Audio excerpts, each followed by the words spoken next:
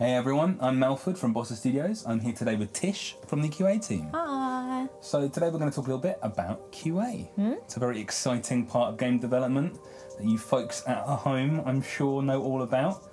But for those of you who don't, Tish, what does QA stand for? So it's better known as games testing, but like the Q&A is quality assurance. Quality and assurance?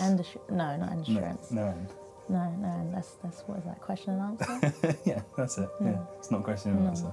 No. Cool, all right. So yeah, we basically just play the game lots and make sure it's not broken.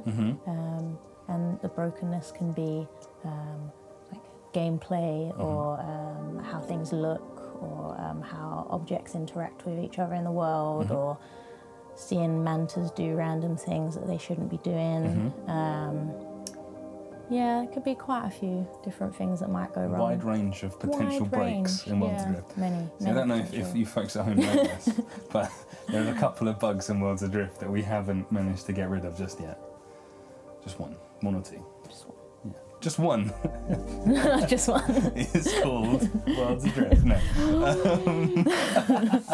As you know, as a sort of broad principle, the idea of just sort of playing a game and breaking it is, you know, might seem like the easiest job in the world to folks at home, but maybe it would be interesting to talk a little bit about what actually your job is and what it entails, and how you sort of track those bugs down, the skills that you need, that kind of stuff.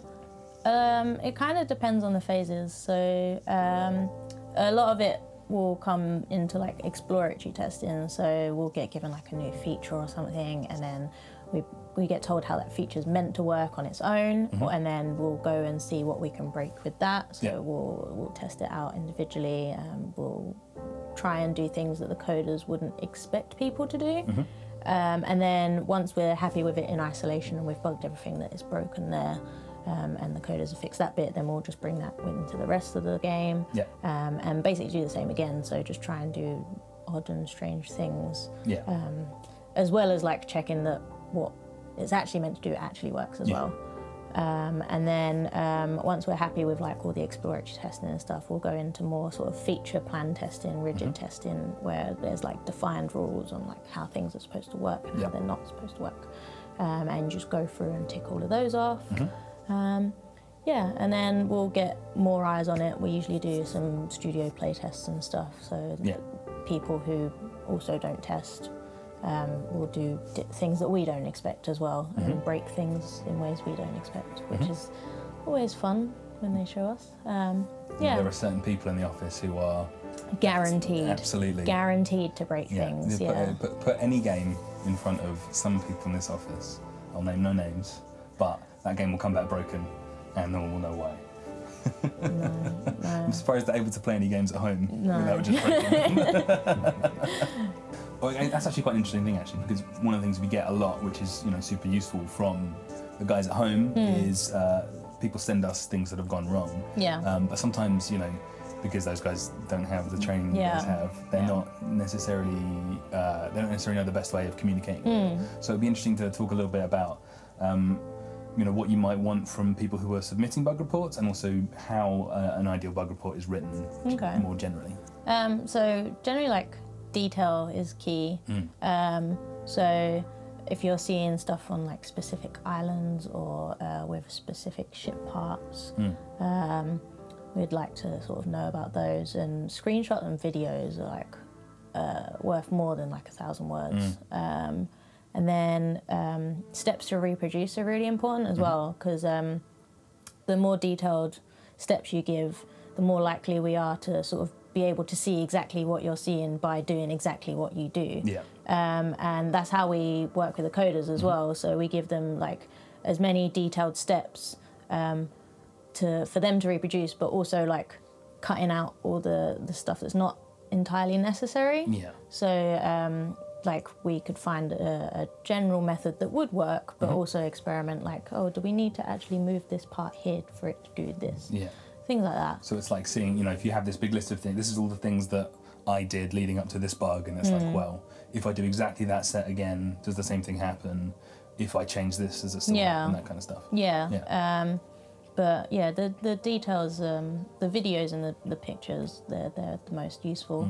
Output logs are also really helpful from you guys at home, just because like the coders will put sort of debug information, so that if something does break in the background, they can sort of tell more easily what it is and what part of the code they need to go into to check. So that's really handy. And what proportion of like a submitted bug report would you hope would be in all caps and mostly swear words? I mean, ideally none. Please, none. Okay, none. Please, no shouting at me. Well, actually, it's Kirk that reads them first. That's Kirk. Yeah, Kirk gets rid of that stuff. He's Kirk all you want. He's resilient. So for the guys at home who are interested in QA as a career, maybe it might be useful for them to know what the average day is for the average QA. Okay. So usually when I come in first thing, I'll double check through all the bugs that were reported previously, but the coders think they might have fixed. So they usually mark it as like ready for next testing release. And then we'll go through those, double check that those fixes are actually going to be in this build today. And then I'll mark them out as ready to go. And then we'll sort of dish them out between the team. And then we'll go through those repro steps that we was talking about before.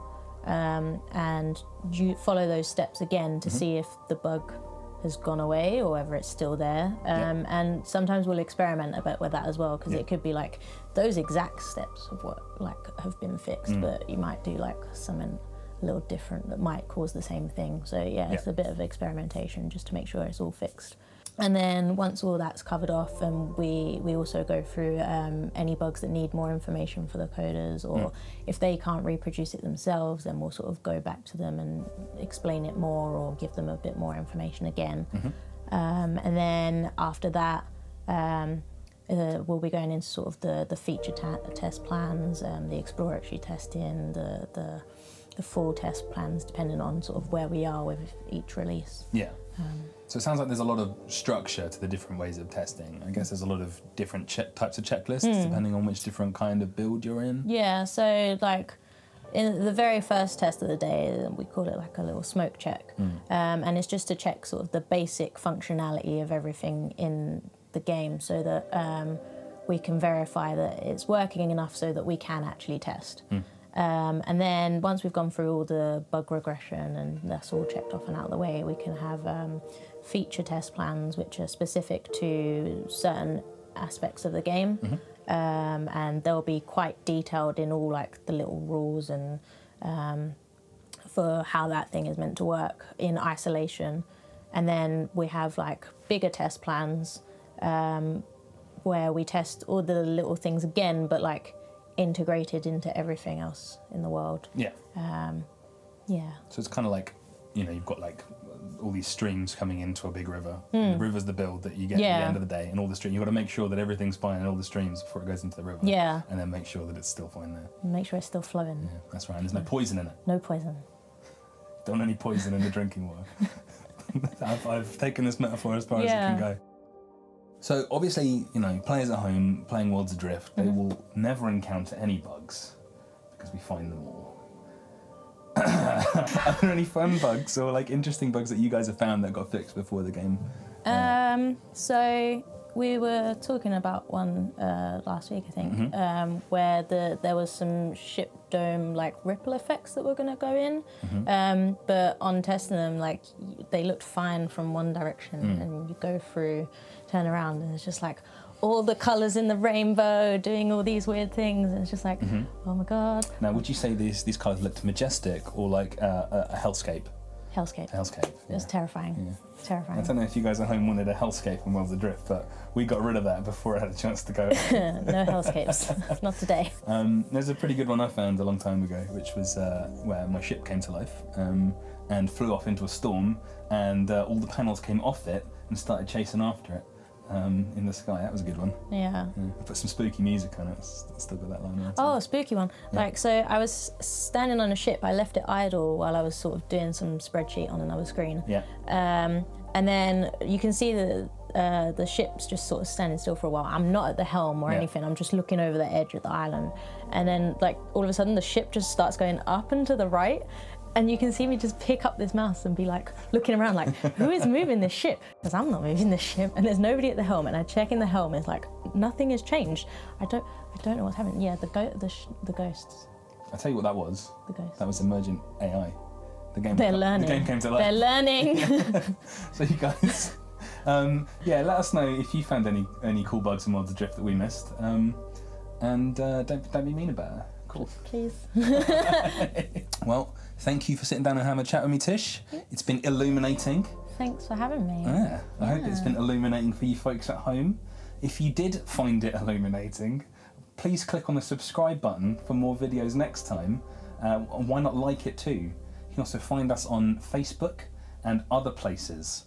You name it. We're there. Cool. See you later. Bye. I love you. Bye. Alright, let's crack open the champagne. Let's. I put a champagne button in, right? That's the That's a champagne. good version. sound effect. Yeah. Thank you. Do another one. Do Right, it again. I can do the sound of a Mac increasing or decreasing the volume. There you go. You've got so many skills. I've got so many skills. Yeah, there's a lot of them that are quite loud, so I won't do them now. I can clap very quickly. Oh yeah, check this one out.